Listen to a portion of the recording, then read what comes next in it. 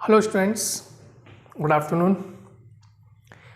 Last class में हमने pre पैलेयोजिक और पैलेयोजिक महाकल्प था, उसके विभिन्न कालखंडों को हमने कंप्लीट कर लिया है। और इस सेशन में, इस क्लास में हम आज मेसोजोइक, सेनोजोइक और नियोजोइक जो महाकल्प है उनको कंप्लीट करने की कोशिश करेंगे। और अभी तक हम जो भी पढ़ते हुए हैं क्लियर मैं आपको बताता आया हूँ, मैटर जो भी था क्लियर जो भी चीज़ें थी उस भूगर्भिक समय सारणी में, उस पर हम डिस्कशन करते हुए आए हैं। अब हम नेक्स्ट जो महाकल्प पढ़ने वाले हैं, जिसके बारे में हम चर्चा करने वाले हैं, उसकी हेडिंग हम डाल लेते हैं और वो हेडिंग आपकी हो जाएगी। यहाँ लिख लेते हैं मेसोजोइक,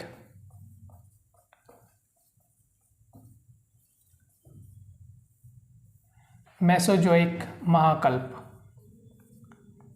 ठीक है, हम बात करने वाले मेसोजोइक महाकल्प। और मेसोजोइक महाकल्प में जो फर्स्ट हम पढ़ेंगे वो है आपका ट्रियासिक काल। क्लियर है?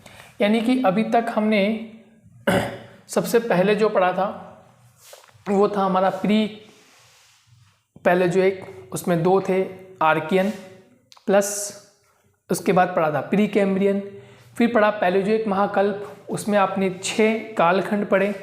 Number 1 Cambrian, number 2 Ordovician, number 3 Silurian, number 4 Devonian, number 5 Carboniferous और नंबर 6 पर्मियम। अब हम पढ़ रहे हैं मेसोजोइक महाकल्प। और मेसोजोइक महाकल्प का पहला ट्रियासिक काल की हम चर्चा करने वाले हैं। और ट्रियासिक काल जो है, ये ट्रियासिक काल का संबंध जो स्थापित होता है वो लगभग 2400 ऑलमोस्ट 2400 करोड़ वर्ष से शुरू होता है। 2400 करोड़ वर्ष से प्रारंभ माना जाता है। ठीक है, अब देखिए इसमें क्या महत्वपूर्ण बातें घटित हुई थी ट्रियासिक काल में। अभी तक हमने जीवों की उत्पत्ति को देख लिया, वनस्पति की उत्पत्ति को, पेंजिया किस प्रकार से लास्ट वाले में कार्बोनिफेरस काल में ब्रेक हो रहा था। अब यहाँ हमें कुछ और अन्य चीज़ें देखने को मिलेगी। ठीक है, अब देखिए क्या देखने को मिला। नंबर 1 स्थल पर, अभी तक समुद्रों पे चर्चा कर रहे थे, समुद्रों में जीवों की उत्पत्ति हो रही थी, वनस्पति की उत्पत्ति। अब हम पढ़ रहे हैं स्थल पर रेंगने वाले जीवों की उत्पत्ति, रेंगने वाले जीवों की उत्पत्ति। पहले उत्पत्ति कहाँ हुई थी? महासागरों में। पहले उत्पत्ति कहाँ हुई थी? महासागरों पर। अब स्थल पर उत्पत्ति हो गई। ठीक है, जो बड़े बड़े मैमल्स थे, रेंगने वाले जो जीव थे, उनकी उत्पत्ति यहाँ पर प्रारंभ हो गई। इसलिए हम इसे रेंगने वाले जीवों का काल कहते हैं। लेकिन ये किसके संदर्भ में है? ध्यान रखना, ये संबंध है स्थल के रूप में। रेंगने वाले जीवों का काल, रेंगने वाले जीवों का काल। तो रेंगने वाले जीवों का काल जो माना जाता है वो ट्रियासिक काल माना जाता है। कहाँ पर? स्थल खंड पर। ये जरूर ध्यान रखना, स्थल खंड पर रेंगने वाले जीवों की उत्पत्ति यहाँ प्रारंभ हो गई थी।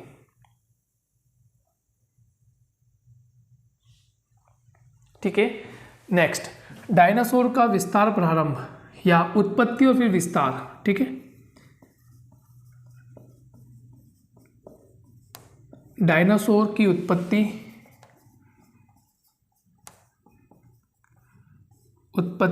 व विस्तार प्रारंभ।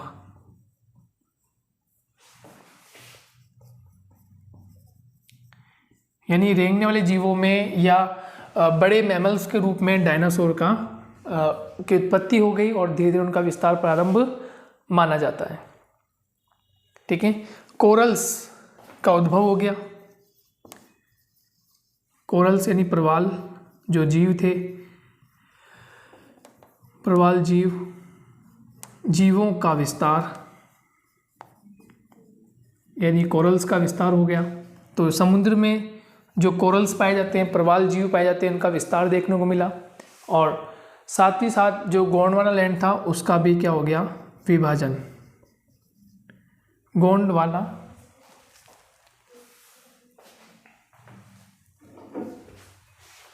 जो हमारा गोंडवाना लैंड था उसका भी विभाजन प्रारंभ हो गया।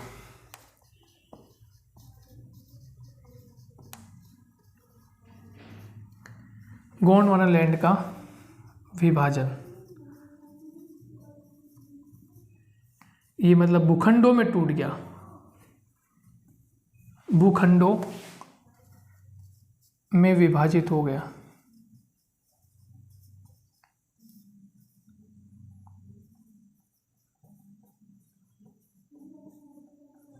ये भूखंडों में क्या हो गया, विभाजित हो गया, टूट गया। ठीक है, तो ट्रियासिक काल की इंपॉर्टेंट बात क्या हो गई कि स्थल पर रेंगने वाले जीवों की उत्पत्ति हो गई। ठीक है, इसलिए इसको रेंगने वाले जीवों का काल कहा गया। देन डायनासोर की उत्पत्ति व विस्तार प्रारंभ हो गया, डायनासोर्स का। देन कोरल्स, प्रवाल जीवों का विस्तार हुआ, है ना, प्रवाल्स जो थे महासागरों में जो पाए जाते थे उनका विस्तार। और फिर नेक्स्ट क्या पढ़ा हमने कि जो गोंडवाना लैंड था उसका भी क्या हो गया, विभाजन हो गया, वो भी भूखंडों में क्या हो गया, विभाजित हो गया, भूखंडों में विभाजित होना प्रारंभ हो गया। ये बात थी ट्रियासिक काल की, यानी मेसोजोइक का जो फर्स्ट पार्ट है, ए पार्ट है ट्रियासिक, और इसमें महत्वपूर्ण क्या रहा, डायनासोर की उत्पत्ति और उनका विस्तार। और इसके बाद जो हम काल पढ़ने वाले हैं जुरेसिक काल, तो जुरेसिक काल में डायनासोर का विस्तार बहुत अधिक हो गया, यानी संख्या बहुत अधिक हो गई डायनासोर्स की। क्लियर, तो नोट कर लिया होगा। इसका बी पार्ट कवर करते हैं, और इसका जो बी पार्ट होगा वो जुरेसिक काल।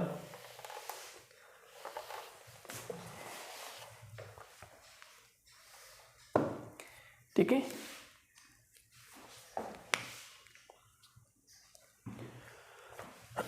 बी पार्ट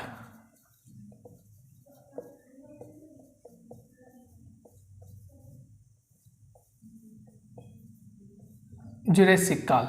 और जुरेसिक काल में क्या हो गया, डायनासोर्स का विस्तार अधिक हो गया। पहली बात तो इसमें ये हो गई, डायनासोर का विस्तार, या कह सकते हैं उनकी संख्या अधिक हो गई।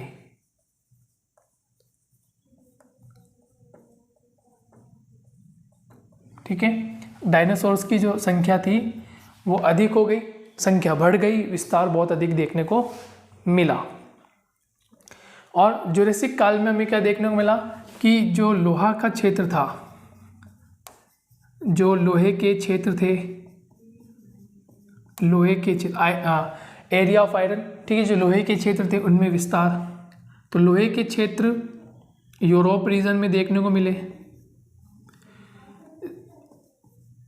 हीरे की खान देखने को मिली। ठीक है, ये हमें देखने को मिला किस में, किस कालखंड की बात कर रहे हैं, जुरेसिक कालखंड की। क्लियर, तो जुरेसिक कालखंड में पहली बात क्या हो गई कि डायनासोर का विस्तार बढ़ गया और लोहे के क्षेत्र यूरोप में हमें देखने को मिले।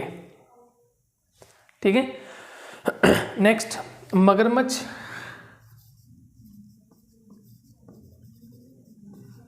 मगरमच्छों का विस्तार तथा बड़ी आकृति के या बड़े आकृति के जीवों की उत्पत्ति।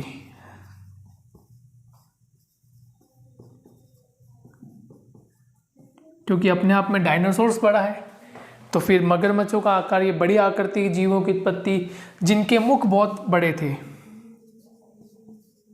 जिनके मुख बहुत विशाल थे, बहुत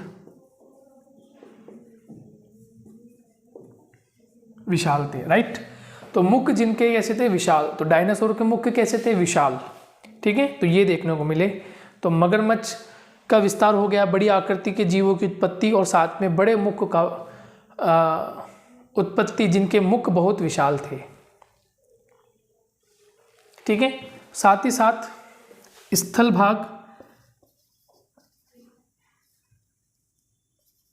भाग,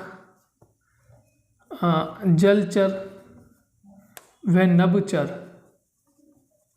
यानी तीनों का विकास हो गया। स्थल का भी हो गया, जल का भी हो गया और आकाश नभ का भी विस्तार हो गया। तो स्थल जल नभ का विस्तार, तीनों का विस्तार हमें देखने को इस कालखंड में यानी जुरासिक कालखंड में देखने को मिला। ठीक है।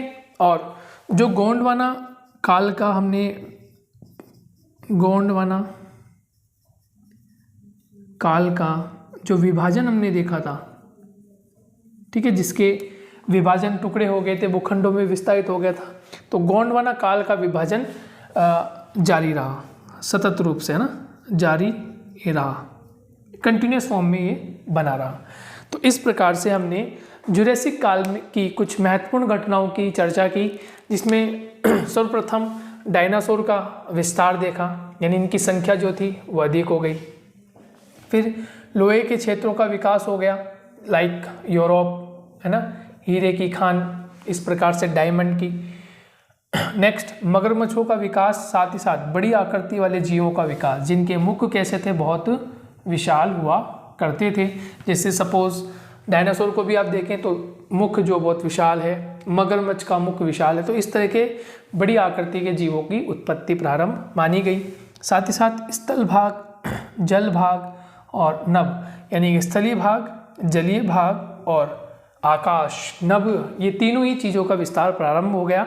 या यूँ कह सकते हैं कि जल का तो पहले था ही, स्थल भी धीरे धीरे हो कन्वर्ट हो गया था, और नभ यानी आकाश का, अंतरिक्ष का भी निर्माण माना गया। और गोंडवाना काल का जो विभाजन था वो जारी रहा, कंटिन्यूस फॉर्म में चलता रहा। क्लियर हो गया? तो ये समझ में आ गया आपको। चलिए अब देखिए इसका तीसरा पार्ट, यानी कि क्रिटिशियस काल की हम बात करते हैं कि क्रिटिशियस काल में आपको क्या देखने को मिला। तो मेसोजोइक में नंबर 1 ए हमने पढ़ लिया ट्रियासिक, और बी हो गया जुरासिक। अब हम बात करते हैं सी, यानी कि क्रिटिशियस काल में हमें मोस्टली क्या क्या देखने को मिला। तो अब बात करते हैं क्रिटिशियस काल की, कि आपको क्रिटिशियस काल में किन क्षेत्रों का विकास हुआ, क्रिटिशियस काल की महत्वपूर्ण घटना क्या रही, उस पर हम चर्चा करते हैं। तो अभी तक 2 समझ में आ गए होंगे आपको अच्छे से। अब हम बात करते हैं तीसरे की, यानी 3rd नंबर पर हम चर्चा करेंगे। सी आपका पॉइंट हो जाएगा और ये हो जाएगा आपका क्रिटिशियस।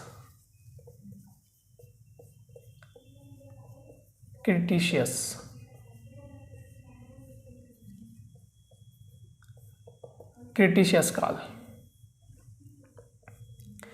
अब देखिए क्रिटिशियस काल में सबसे पहली बात क्या थी कि बड़े बड़े कछुओं का निर्माण की उत्पत्ति, बड़े बड़े जो कछुए होते थे, तो बड़े बड़े कछुओं की उत्पत्ति। तो इस कालखंड की, यानी क्रिटिशियस कालखंड की सबसे रोचक बात क्या थी कि जो बड़े बड़े कछुए थे, उन कछुओं का क्या हो गए, उत्पत्ति प्रारंभ हो गई, उनका विकास प्रारंभ हो गया। ठीक है। उसके बाद जो पर्वतीकरण था, है ना, जो पर्वतीकरण था वो कंटिन्यू चल रहा था, पर्वतीकरण सक्रिय था, ये कंटिन्यू फॉर्म में चल रहा था पर्वतीकरण, है ना, एक्टिव था, इसलिए कंटिन्यूस फॉर्म में चल रहा था। यहाँ पर आगे इस पर लिख लीजिए कि रॉकीज़ और एंडीज़ का निर्माण, रॉकीज़ व एंडीज़ का निर्माण, मैंने आपको बताया भी था एक बार क्लास में कि पर्वतीकरण में रॉकीज़ और एंडीज़ का निर्माण हुआ, किस वाले काल में हुआ, क्रिटिशियस काल में हुआ। मैंने बताया था आपको रॉकीज़ और एंडीज़ का निर्माण किस काल में माना गया, तो आपके क्रिटिशियस काल में देखने को मिला। ठीक है। नेक्स्ट क्या हुआ, भारत में जो पठारी भूभाग था, पठारी भूभाग है या भारत में पठारी भूभाग का क्रिटिशियस काल में,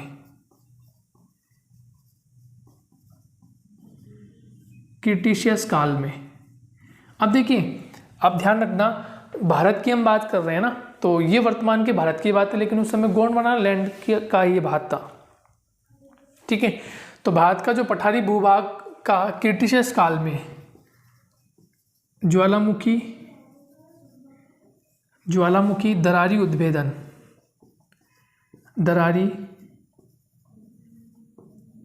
उद्भेदन प्रारंभ हुआ।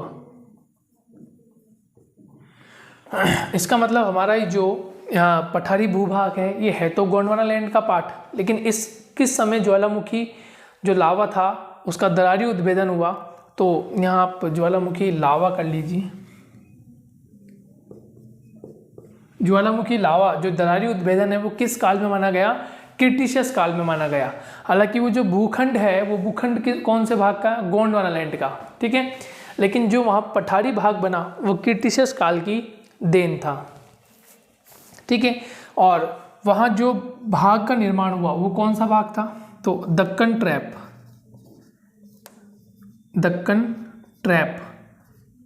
के भाग का निर्माण।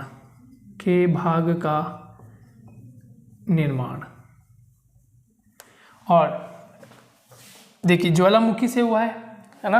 आप कोरिलेट करना, आपको समझ में आ जाएगा। मैं हिंट दूंगा कोरिलेट करना, और नहीं समझ में आए तो फिर कमेंट कर लेना। देखिए ज्वालामुखी लावा से दरारी उद्भेदन हुआ, किसका निर्माण हुआ? पठारी भूभाग का, क्रिटिशियस काल में। क्लियर? अब देखिए नेक्स्ट बात क्या है? डक्कन ट्रैप के भाग का निर्माण हुआ, और डक्कन ट्रैप का जो भाग था वहाँ पर काली मिट्टी का उद्भव है।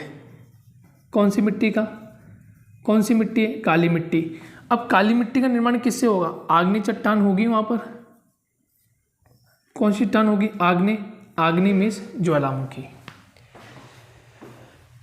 है ना। क्लियर? बिल्कुल बात कट टू कट कि डक्कन ट्रैप का निर्माण हुआ, और जब डक्कन ट्रैप का निर्माण हुआ इट्स मीन्स वहाँ काली मिट्टी का क्षेत्र है, और काली मिट्टी का क्षेत्र किससे होगा? आग्नेय चट्टानों से होगा, और आग्नेय चट्टानें जो बनी है वो किससे बनी है? ज्वालामुखी दरार से।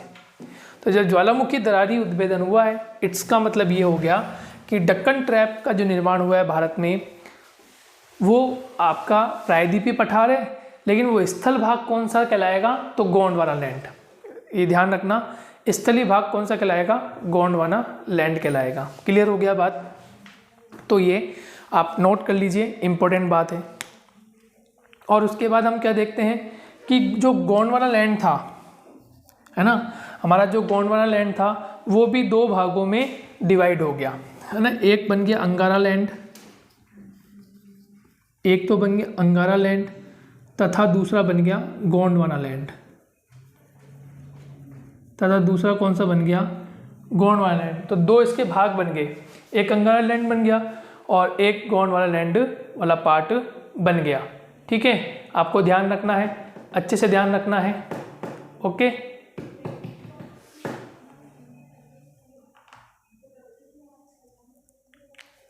तो ये इंपॉर्टेंट है आपके लिए, आप इसे नोट कीजिए।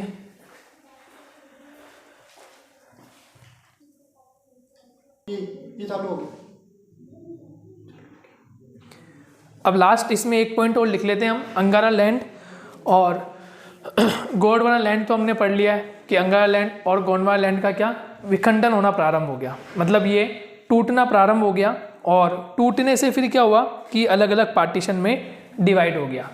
और क्रिटिशियस काल में फिर एक घटना और देखने को मिली, और क्रिटिशियस में एक घटना हमें क्या देखने को मिलती है कि जिस प्रकार से गोंडवाना लैंड और अंगारा लैंड टूटे, तो अंत में फिर क्या हुआ कि जो डायनासोर्स पहले थे, यानी कि ट्रियासिक में डायनासोर्स का विकास अधिक हो गया, विस्तार करने लग गए। नंबर टू क्या था?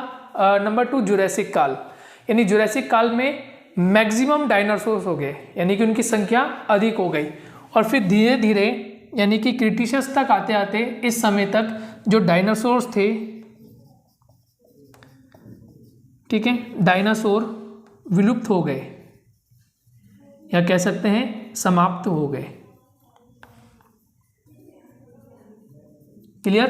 तो इस प्रकार से हमने क्रिटिशियस काल को भी कंप्लीट कर लिया है। और क्रिटिशियस काल में हमने क्या देख लिया कि बड़े बड़े कछुओं की उत्पत्ति हो गई, पर्वतीकरण सक्रिय हो गया, उसमें रॉकीज और एंडीज का निर्माण हो गया। भारत में जो पठारी भूभाग था उसमें से जो क्रिटिशियस काल के समय जो ज्वालामुखी लावा या दरारी उद्भेदन जो हुआ उसके माध्यम से हमारे डक्कन ट्रैप का निर्माण हुआ। और डक्कन ट्रैप का निर्माण में काली मिट्टी का योगदान होता है। और अंडरस्टूड है कि काली मिट्टी किससे बनी हुई होती है? आग्नेय चट्टानों से। ठीक है, और आग्नेय चट्टानों की उत्पत्ति किससे होती है? तो ज्वालामुखी से। Is it clear? ये आपके लिए इंपॉर्टेंट बात हो गई। फिर नेक्स्ट क्या हो जाएगा कि अंगारा लैंड तथा गोंडवाना लैंड, यानी अंगारा लैंड और गोंडवाना लैंड का क्या हो गया? विस्तार हुआ, टूट गए, ब्रेक हो गए।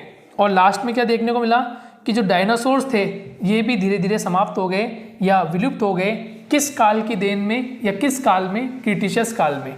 जबकि इनका उत्पत्ति या इनका विस्तार किस में हुआ? तो ट्रियासिक में। और अधिक संख्या किस में होगी? तो जुरैसिक में। और समाप्ति किस में हो गई? तो डायनासोर की समाप्ति क्रिटिशियस काल में हो गई। तो आपसे प्रश्न ऐसा पूछा जा सकता है कि ऐसा कौन सा कालखंड रहा जिसमें डायनासोर की उत्पत्ति मानी जाती है? तो आंसर ट्रियासिक। फिर प्रश्न पूछे विस्तार किस में अधिक हुआ? तो आपका आंसर हो जाएगा जुरैसिक काल। और फिर पूछे कब विलुप्त हो गए, कब समाप्त हो गए? तो आंसर आपका जवाब क्या हो जाएगा? तो ये कब समाप्त हो गए? ये क्रिटिशियस काल में समाप्त हो गए। तो इस प्रकार से ये बारी बारी जो एक सिस्टम चला, एक अलग अलग पैटर्न देखने को मिला मेसोजोइक महाकल्प में। नंबर 1 ट्रियासिक, नंबर 2 जुरैसिक और नंबर 3 क्रिटिशियस काल। तो ये अलग अलग समय आया। ठीक है, अलग अलग हमें पैटर्न देखने को मिला। अब नेक्स्ट वाले पोर्शन में, क्योंकि मेसोजोइक महाकल्प तो कंप्लीट कर लिया, अब मेसोजोइक महाकल्प जैसे हमने कंप्लीट कर लिया है तो अब हम फोर्थ वाले पोर्शन पे चल रहे हैं।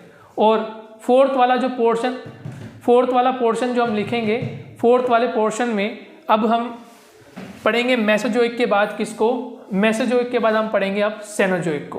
तो अब आप पॉइंट डाल लें।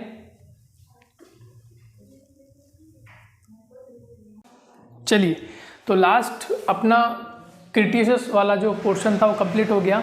यानी मेसोजोइक में अपन ने तीनों पढ़ लिए, नंबर 1 ट्रियासिक, फिर जुरैसिक और फिर क्रिटिशियस, 3 कंप्लीट हो गए। अब हम चौथे महाकल्प की बात करते हैं जिसको हमने नाम दिया था सेनोजोइक।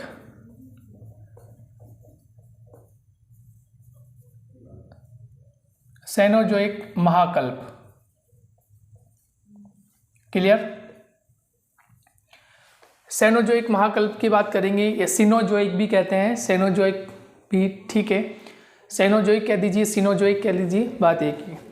तो सेनोजोइक महाकल्प की हम बात करेंगे, इसको हम ध्यान रखिए नवजीवी महाकल्प भी कहते हैं। नवजीवी महाकल्प भी हम इसको एक नाम देते हैं। और इसका एक नाम और है टर्शरी। इसका एक नाम और है टर्शरी, यानी टर्शरी युग कहते हैं, है ना, ध्यान रखना। इससे पूर्व जो था वो द्वितीय युग, है ना, एक ध्यान रख लेना, एक एंट्री कर लेना आप चाहे तो। जो आपका पैलियोजोइक है, पैलियोजोइक महाकल्प है, इसको हम प्रथम युग भी कहते हैं। क्या कहते हैं? प्रथम युग। क्लियर? इसके बाद आपका जो मेसोजोइक है, मेसोजोइक को क्या कहते हैं? द्वितीयक या द्वितीय युग। ठीक है, फिर अब पढ़ रहे हैं सेनोजोइक। तो सेनोजोइक का क्या कहते हैं? तृतीय युग, तृतीयक युग या तृतीय युग। और नेक्स्ट जो पढ़ेंगे नियोजोइक, नियोजोइक, इसको हम कहते हैं चतुर्थ युग। तो टर्शरी और क्वाटरनरी ना, तो टर्शरी युग हम इसको कहते हैं, और इसके बाद वाला जो आता है नूतन महाकल्प उसको हम क्वाटरनरी कहते हैं। क्लियर? तो इसको टर्शरी युग भी कहते हैं, ये आपको ध्यान रखना है। अब देखिए इसके कितने पार्ट कवर करने हैं, तो इसके हमें 5 पार्ट है, पैलियोसीन, फिर ओलिगोसीन, फिर इयोसीन, फिर मायोसीन और फिर प्लायोसीन। तो इसके 5 युग हैं, तो पांचों युग को कवर करना पड़ेगा, है ना। तो पहला युग हम कवर करते हैं इसका, जो इसका ए पार्ट कहलाएगा, और ए पार्ट है पैलियोसीन काल। कौन सा है? पैलियोसीन काल। पैलियोसीन काल के बारे में सबसे इम्पोर्टेंट बात यह है कि एक तो ये ऑलमोस्ट 6.5 करोड़ से लगभग 5.4 करोड़ वर्ष तक था, करोड़ वर्ष पूर्व की घटना है। 6.5 से 5.4 करोड़ वर्ष पूर्व की घटना है, ठीक है। और आपको ध्यान होगा कि क्रिटिशियस में हमने पढ़ा था, क्रिटिशियस में रॉकीज और एंडीज की उत्पत्ति हुई है ना। तो यहाँ लिख सकते हैं कि रॉकीज व एंडीज पर्वतमाला, रॉकीज व एंडीज पर्वतमाला सतत निर्माण में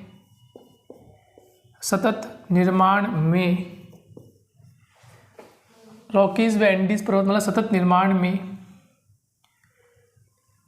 सतत निर्माण की प्रक्रिया चलती रही, ऐसे लिख लीजिए। रॉकीज व एंडीज पर्वतमाला सतत निर्माण की प्रक्रिया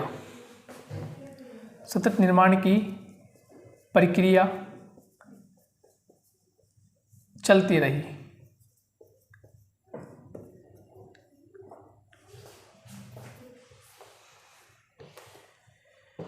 ठीक है, रॉकीज व एंडीज पर्वतमाला का जो सतत निर्माण हुआ, उसकी प्रक्रिया कंटिन्यूस फॉर्म में ही चलती रही।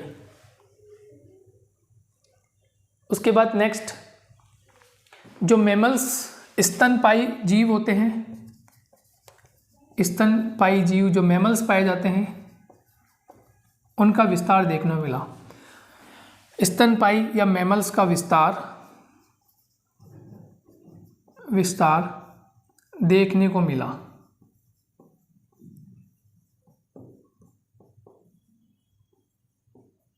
ये एक इम्पोर्टेंट बात है कि जो मैमल्स होते हैं, जो स्तनपायी जीव होते हैं, उनका विस्तार यहाँ देखने को मिला। और जीवों के अंदर जो हमारे जीव होते हैं, जो एनिमल बॉडी होती है, जीव होते हैं, उन जीवों का विस्तार, जीवों व बंदरों का, बंदरों का विकास प्रारंभ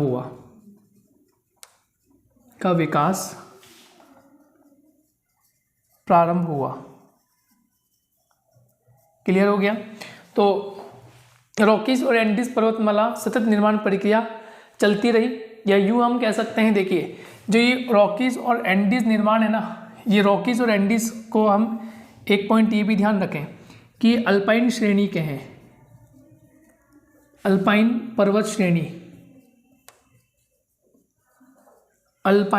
श्रेणी या नवीन मोड़दार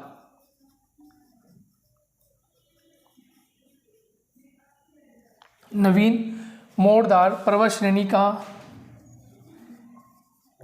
का भाग थे। अब इसके बाद हम पढ़ेंगे पैलियोसीन के बाद, पैलियोसीन काल हो गया।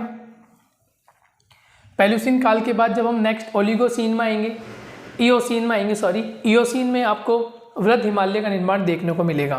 तो ये वृहद हिमालय, एल्प्स पर्वत रीजन, रॉकीज, एंडीज, ये जो पर्वतीय क्रम था, ये जो पर्वतों का समूह है, ये किस समय का पर्वत निर्माणकारी हलचलें थी? तो आपको ध्यान रखना है अल्पाइन की, है ना। आपको ध्यान है चर्नियन हमने पढ़ी थी, चर्नियन को हमने पढ़ा, फिर कैलिडोनियन पढ़ा, याद है आपको। कैलिडोनियन के बाद पढ़ा था हमने हर्सिनियन,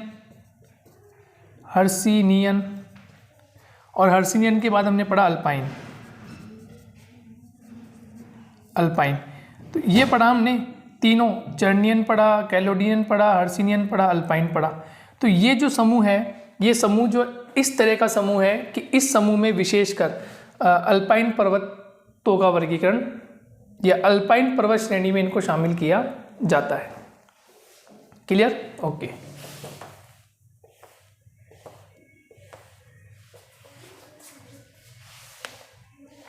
ठीक है, नोट कर लीजिए।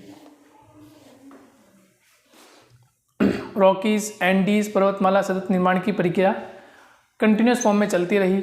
स्तनपायी यानी मैमल्स का विस्तार देखने को मिला। जीवों व बंदरों का विकास प्रारंभ हो गया और अल्पाइन पर्वत श्रेणी जो है या नवीन मोरदार पर्वत जो है उनका विकास देखने को मिला। नेक्स्ट,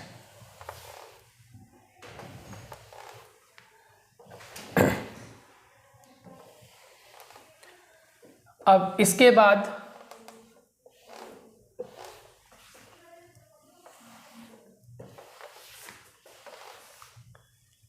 नेक्स्ट जो है वो पोर्शन है इयोसीन काल।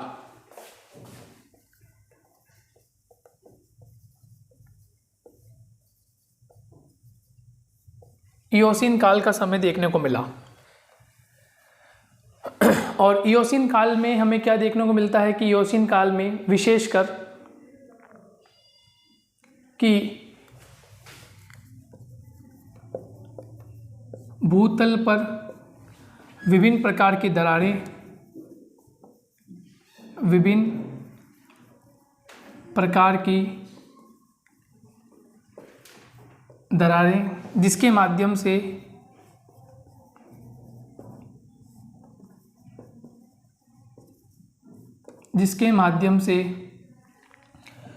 भूतल पर विभिन्न प्रकार की दरारें जिसके माध्यम से ज्वालामुखी क्रिया उत्पन्न हुई। ज्वालामुखी क्रिया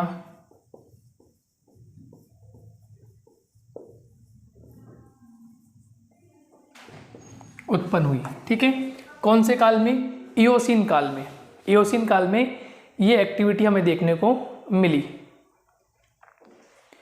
और रेंगने वाले जो जीव थे, रेंगने वाले जीव विलुप्त हो गए। कुछ हैं अभी जिन्होंने वातावरण के साथ अपने आप को एडजस्ट कर लिया, वो एट प्रेजेंट है, और कुछ जीव जो थे वो विलुप्त हो गए।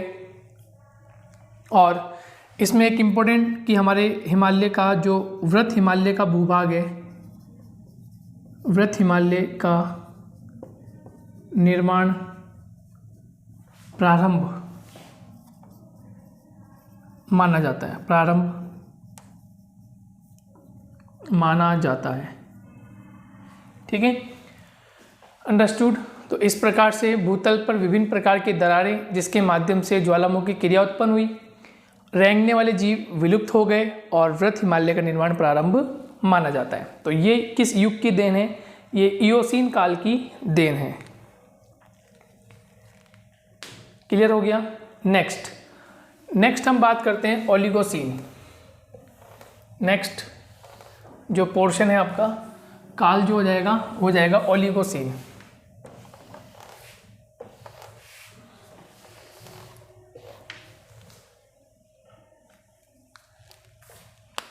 सी, बी तो हो गया, सी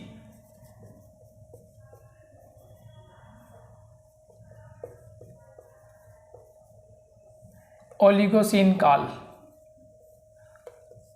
और ओलिगोसीन काल की विशेष बातें क्या क्या हैं ओलिगोसीन काल की? तो ओलिगोसीन काल जो था उसमें विशेषकर बिल्ली, कुत्ता, भालू इत्यादि जानवरों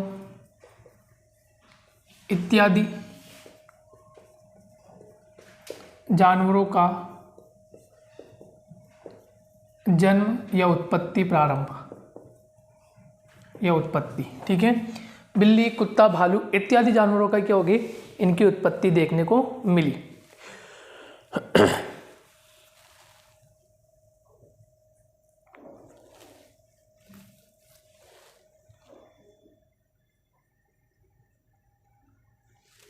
ठीक है, नेक्स्ट अल्पाइन पर्वत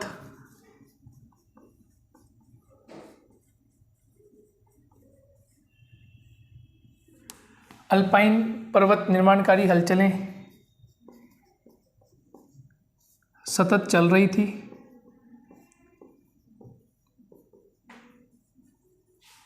जिसमें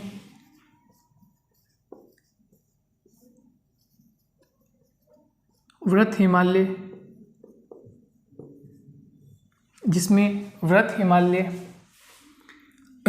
निरंतर उत्पत्ति कर रहा था। ठीक है, नेक्स्ट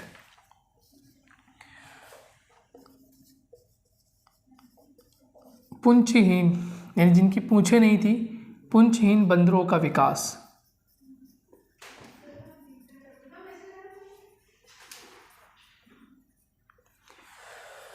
यही कह सकते हैं कि मानव के पूर्वजों का विकास, मानव के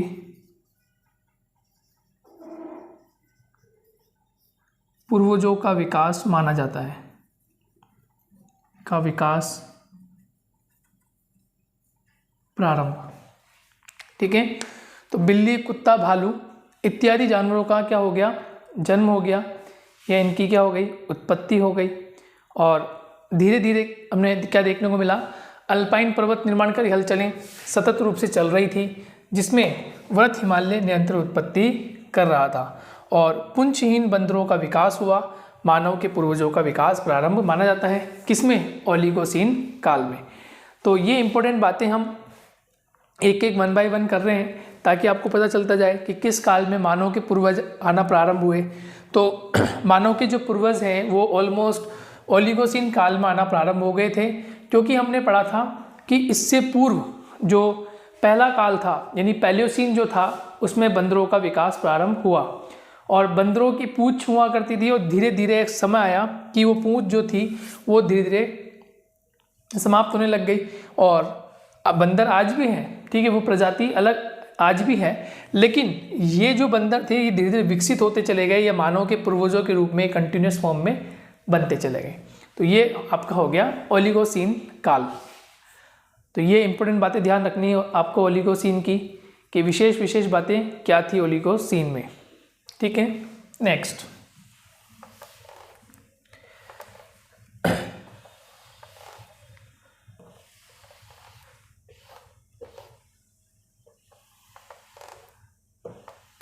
ओलिगोसीन के बाद 4th नंबर का जो पार्ट हम कवर करेंगे वो है आपका मायोसीन।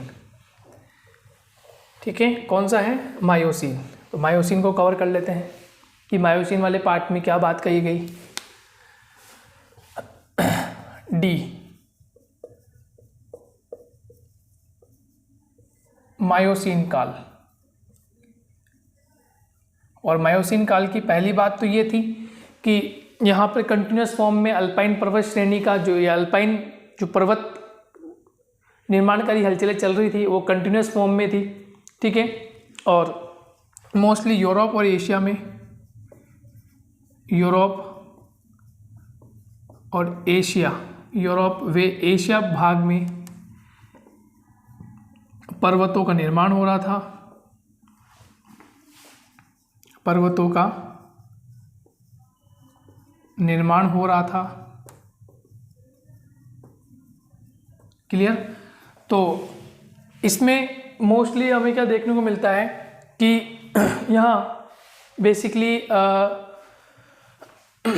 आपके मध्य हिमालय व लघु हिमालय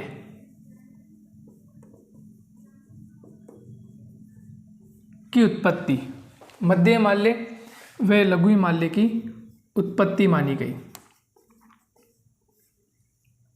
क्लियर। क्योंकि इससे पहले वाले में तो मायोसीन से पहले जो ओलिगोसीन और इयोसीन थे उसमें तो हमने किसकी उत्पत्ति मान ली थी, वृत्त हिमालय की, और मायोसीन काल में हमने मध्य हिमालय और लघु हिमालय की उत्पत्ति को माना। ये पता चला हमें कि इसमें मोस्टली इनका विकास हुआ। ठीक है, हाथियों का विकास हुआ,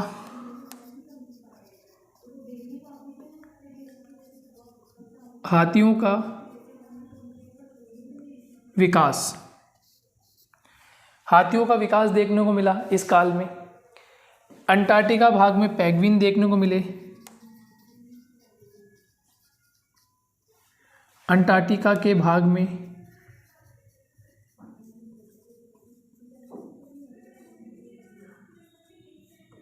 पेंगुइन की उत्पत्ति, ठीक है। अंटार्कटिका के भाग में पेंगुइन की क्या हो गई, उत्पत्ति हमें देखने को मिली। साथ में हम ये देखते हैं कि कुत्ते, घोड़े, बंदर इसमें भी देखने को मिले। कुत्ते, घोड़े, बंदर वे मानव के पूर्वज कंटिन्यू चल रहे थे, मानव के पूर्वज, ठीक है, मानव के पूर्वज ये कंटिन्यूस फॉर्म में मायोसीन काल में चल रहे थे। क्योंकि अभी होलोसीन काल अब आना है, तो होलोसीन काल में जो होमोसेपियंस मानव का जो वंशज था वो प्रारंभ हुआ, लेकिन अभी मानव के पूर्वज इस काल तक कंटिन्यूस फॉर्म में चल रहे थे। ये हो गया आपका मायोसीन काल। मायोसीन काल में प्रमुख बातें कि यूरोप और एशिया के भूभाग में पर्वतों का निर्माण हो रहा था, ठीक है। इसमें मध्य हिमालय और लघु हिमालय इम्पोर्टेंट था। हाथियों का विकास देखने को मिला और अंटार्कटिका के रीजन में हमें पेंगुइन की उत्पत्ति देखने को मिली। साथ ही साथ कुत्ते, घोड़े, बंदर मानव के जो पूर्वज थे उनका विकास प्राप्त हुआ। तो ये चीज़ें हमें देखने को मिली कि मायोसीन काल में विभिन्न प्रकार की गतिविधियां हुई। अब मायोसीन के बाद अंतिम यानी सेनोजोइक महाकल्प का अंतिम काल, अंतिम पीरियड बचता है और वो होता है आपके प्लायोसीन, ठीक है। क्या देखने को मिलता है, प्लायोसीन देखने को मिलता है। यानी इसमें कुल 5 कालखंड है ना, इसमें कुल 5 कालखंड है, तो 5 कालखंड में से ही अंतिम हो जाएगा और ये अंतिम ई हो जाएगा आपका प्लायोसीन। प्लायोसीन काल, इसके बारे में बात करेंगे कि प्लायोसीन काल में क्या क्या रोचक घटनाएं देखने को मिलती हैं।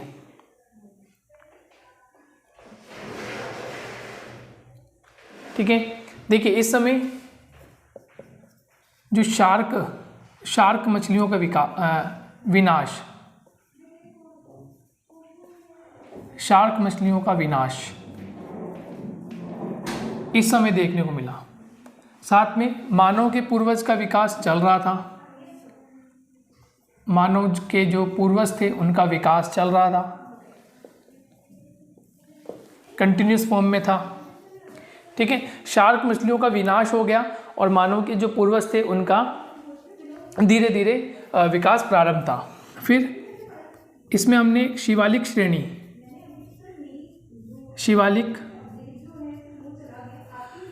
श्रेणी की उत्पत्ति, जो शिवालिक श्रेणी थी उसकी उत्पत्ति हो गई, क्योंकि 4 फॉर्म में है हमारा, वृहत हिमालय, लघु हिमालय और आपका मध्य हिमालय, लघु हिमालय, और शिवालिक श्रेणी का कुछ भाग जो बचा हुआ था वो धीरे धीरे यहाँ प्रारंभ हो गया।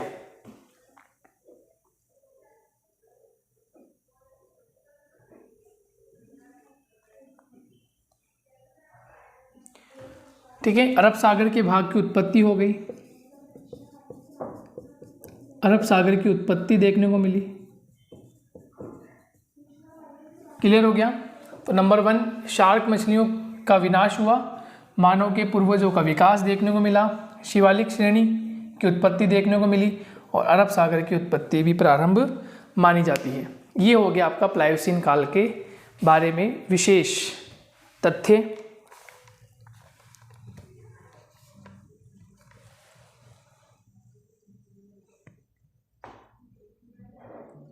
ठीक है, अब हम अंतिम टर्शियरी युग के बाद क्वाटरनरी यानी यूँ कहें कि नियोजोइक काल की बात करते हैं।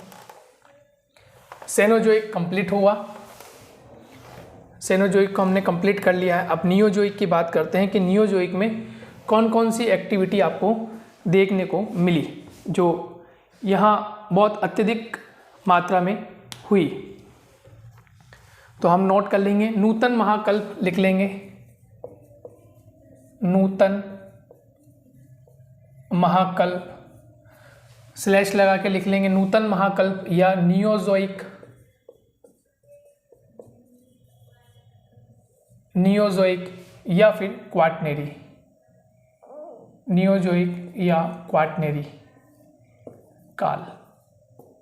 ठीक है, ये अंतिम काल समय रहा।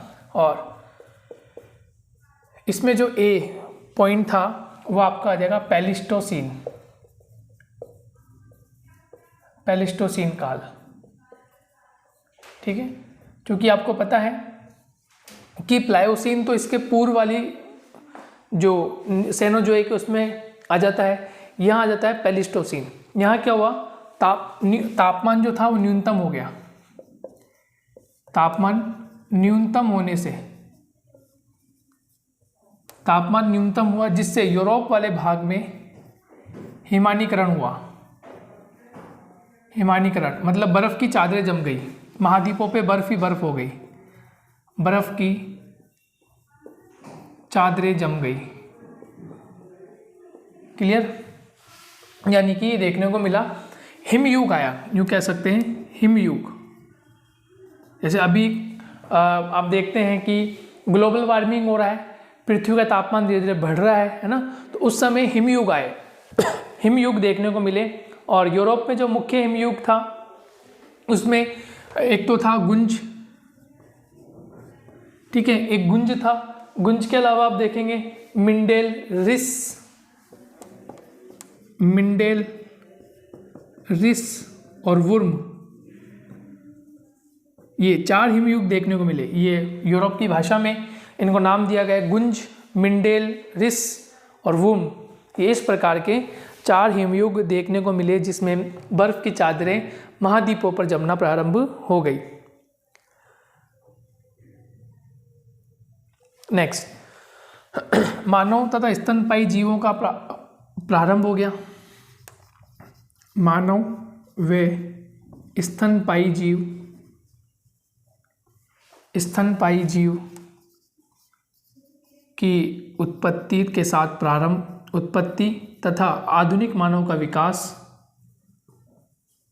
आधुनिक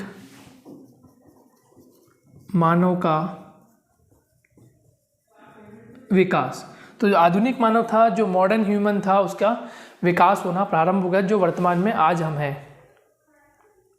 ठीक है, और यहाँ इस समय पत्थरों का विकास हो गया, पत्थर के औजार, पत्थर के औजार, जो पत्थर के औजार होते हैं उनका विकास, ये इस कालखंड की देन है, यानी प्लेइस्टोसीन काल की देन है ये। क्लियर हो गया। तो ये 3 इंपॉर्टेंट बातें हैं, 4 इंपॉर्टेंट बातें। हिमयुग का विकास हो गया, ठीक है, तापमान न्यूनतम हुआ तो विशेषकर यूरोप वाले भाग में हिमानीकरण हुआ, बर्फ की चादरें जम गई। हिमयुग आया, हिमयुग में गुंज, मिंडेल, रिस, वुम, मानव व स्तनपायी जीव की उत्पत्ति और आधुनिक मानव का विकास होना प्रारंभ हो गया। और पत्थर के औजारों का विकास हुआ। और पत्थर के औजारों का विकास क्यों हुआ?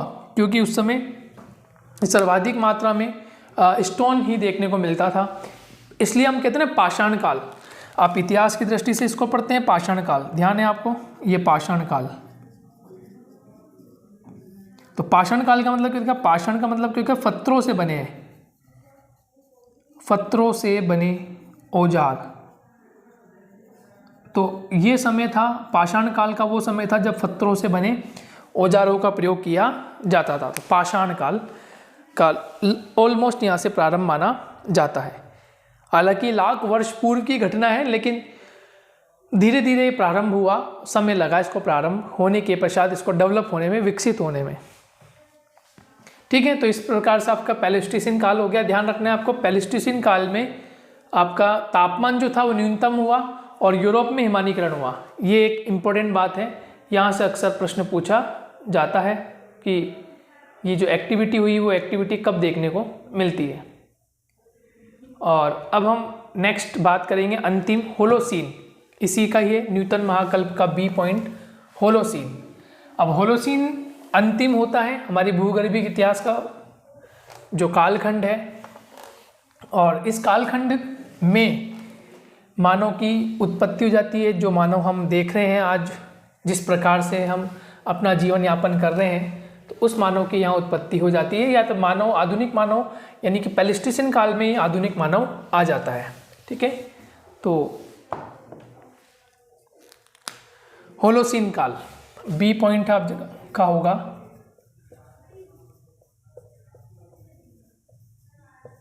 होलोसीन काल।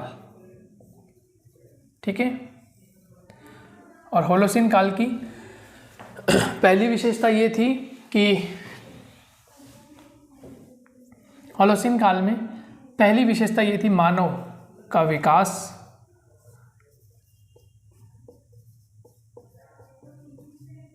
ठीक है, मानव का विकास यानी उद्भव उसका प्रारंभ हो गया, आवासों का निर्माण किया। ठीक है, और नदियों के किनारे सभ्यता का विकास किया।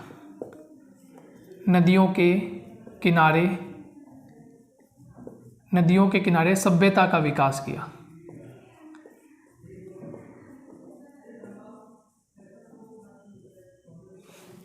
सभ्यता का विकास किया। तो ये देखने को मिला कि मानव का विकास हुआ, और मानव के विकास के साथ साथ आवासों का निर्माण, नदियों के किनारे सभ्यताओं का विकास या सभ्यताओं धीरे धीरे विकसित होती चली गई। ठीक है, अब यहाँ जो तापमान में वृद्धि हो गई, तापमान में क्या हुई? वृद्धि। जो पहले यानी कि पैलेस्टीसियन काल में तापमान में कमी आ गई थी, तो बर्फ जम गई थी। अब यहाँ तापमान में वृद्धि हुई, जिससे पर्यावरण, या यूं कहें पर्यावरण वे मानव के रहने के लिए, मानव के रहने या ब्रैकेट में लिख लीजिए निवास करने हेतु, रहने के लिए उपयुक्त दशाएं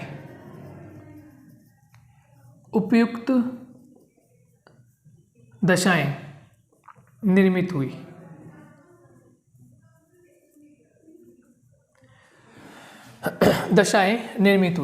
तो क्या देखने को मिला? तापमान में वृद्धि, जिससे पर्यावरण में मानव के रहने या निवास करने के लिए उपयुक्त दशाएं निर्मित हुई।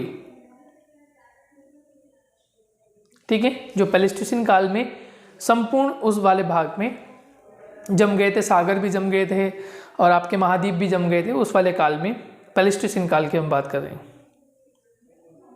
ठीक है, वर्तमान में क्या हुआ? स्थल भाग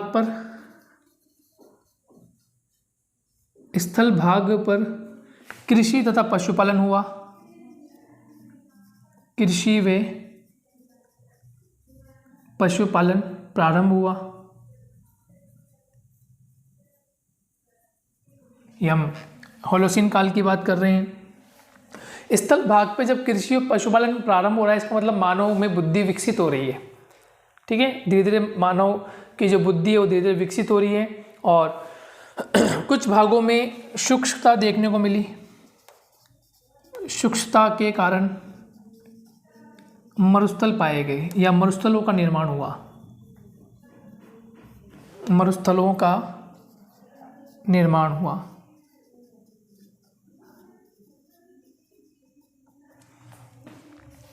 क्लियर?